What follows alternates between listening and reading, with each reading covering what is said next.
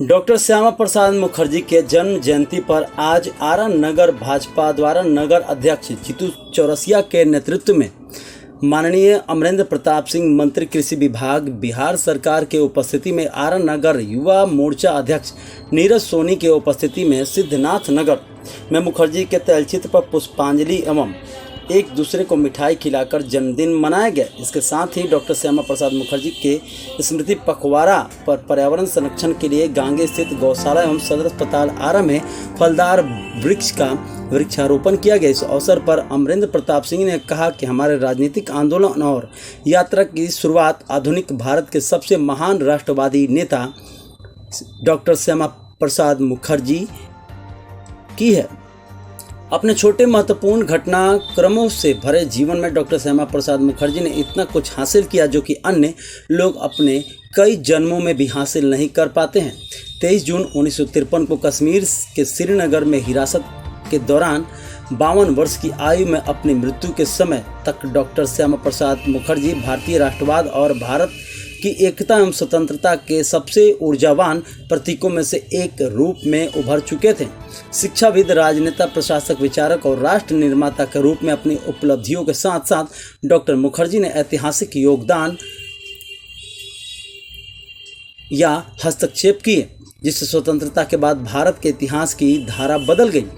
संसद में डॉक्टर मुखर्जी बिना दल के नेता थे। इसी दौरान वह आरएसएस के सर संघ संचालक श्री गुरुजी गोलवलकर जी से मिले। डॉक्टर मुखर्जी का डॉक्टर हेडगेवार जी के से पुराना परिचय था। डॉक्टर मुखर्जी ने एक नए दल के गठन की बात की। 21 अक्टूबर 1951 को दिल्ली में नई पार्टी जनसंघ के गठन की घोषणा हुई। भारत के लिए नई राजनीतिक दृष्टि का यह प्रतिनिधित्व करने वाली संसद में 3 से 300 तक की हमारी यात्रा काफ़ी हद तक इसलिए संभव हो पाई है क्योंकि डॉक्टर श्यामा प्रसाद मुखर्जी ने नई दृष्टि से एक नया राजनीतिक आंदोलन खड़ा किया और क्योंकि डॉक्टर श्यामा प्रसाद मुखर्जी की मृत्यु के बाद अनगिनत कार्यकर्ताओं के सहयोग से पंडित दीनदयाल उपाध्याय ने अपने अथक परिश्रम से उस आंदोलन और नई पार्टी को मजबूती दी। आज प्रधानमंत्री नरेंद्र मोदी उनके सभी सपनों को साकार कर रहे हैं। सदर अस्पताल में civil surgeon doctor L P Jha, doctor P K Raman आदि के चिकित्सकों की उपस्थिति में वृक्षारोपण कार्यक्रम संपन्न। इस अवसर पर जिला उपाध्यक्ष लौ पांडे, संजय सिंह, सुनील मिश्रा, हैप्पी तिवारी, मुन्ना सिंह, रितेश वर्मा, संतोष पांडे, मालती सिंह, पूर्व उप मेयर अरुण सिन्हा, राजकुमार कुशवाहा, विशाल सिंह, सुगम सहाय, गुड्डू पासवान, प्रियांशु दीवान, रंजीत सिंह, मुन्ना कुशवाहा, मोनू सिंह, रंग बहादुर यादव, अनिल पासवान, मंटू सिंह, कमल किशोर पाठक, रानू चौरसिया, अशोक सिंह, प्रकाश सिंह, जयंत जी, दिलीप सिंह आदि प्रमुख रूप से उपस्थित थे।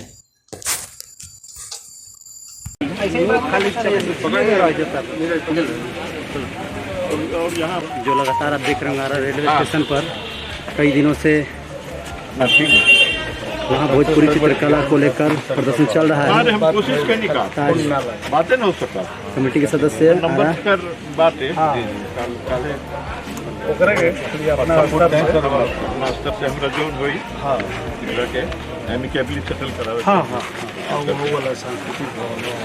वो तो बात वही सब कागज वो तो कही है।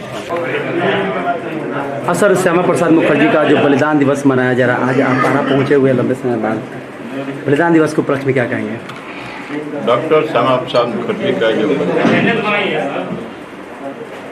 हम सभी जानते हैं, उनका बलिदान भारत के अखंडता की रक्षा करने के लिए। देश अखंड है और उसको खंडित करने वाले, उसको खंडित करने का जो भी प्रयास करेगा, डॉक्टर श्यामा प्रसाद मुखर्जी ने यही अपील किया था, लोगों को कहा था कि उसके खिलाफ देश खड़ा हो जाए। और खंडित हो रहा था देश। एक देश के अंदर ही एक प्रांत जम्मू कश्मीर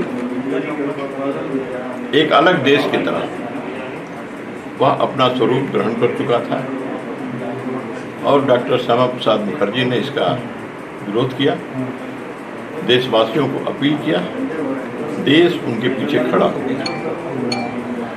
और जो अलग से वहाँ वीसा चाहिए था जाने के लिए, वहाँ जाने के लिए जैसे विदेश जाते हैं तो उस प्रकार से सरकार से अनुमति लेके जानी पड़ती थी। वहाँ जाके कितने दिन रहेंगे यह भी बताना पड़ता था। तो जैसे कोई एक देश से दूसरे देश में जाता है, इस प्रकार से वहाँ से और वहाँ का नागरिक उससे बाहर किसी से शादी विवाह भी नहीं कर सकता था।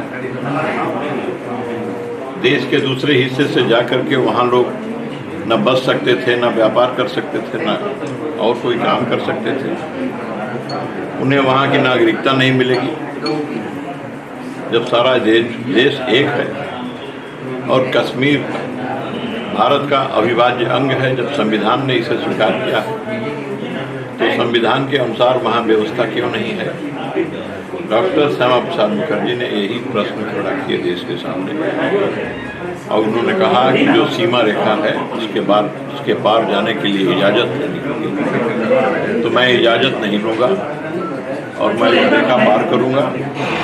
मेरे साथ मेरी पार्टी भारतीय जनसंघ भी उस सीमा को पार करेगा और मेरे साथ देश के असंख्य लोग सैद्धांतिक रूप से उस सीमा को तोड़ेंगे। और उन्होंने सीमा तोड़ा था और इसके बाद उनकी गिरफ्तारी हुई। शेख अब्दुल्ला और पंडित जवाहरलाल नेहरू की सरकार ने मिलकर के जेल में उनकी हत्या की। तो उनका देश के लिए बलिदान हुआ। आज कश्मीर आज़ाद है। यह उन्हीं का त्याग, तपस्या और बलिदान था कि आज कश्मीर आज़ाद हुआ। भारतीय जनता पार्टी के यशस्वी प्रधानमंत्री नरेंद्र भाई मोदी के नेतृत्व में आज कश्मीर भारत का अभिन्न और अविभाज्य अंग बन चुका है। गर्व के साथ आज यह बात हमने दुनिया को बता दी, दुनिया ने देख भी लिया। और डॉक्टर श्यामा प्रसाद मुखर्जी को हम लोग भारत की अखंडता की रक्षा करने वाले उस विभूति के रूप में हम आज भी याद करते हैं। आगे भी उनका स्मरण देश इसी रूप में करता रहेगा।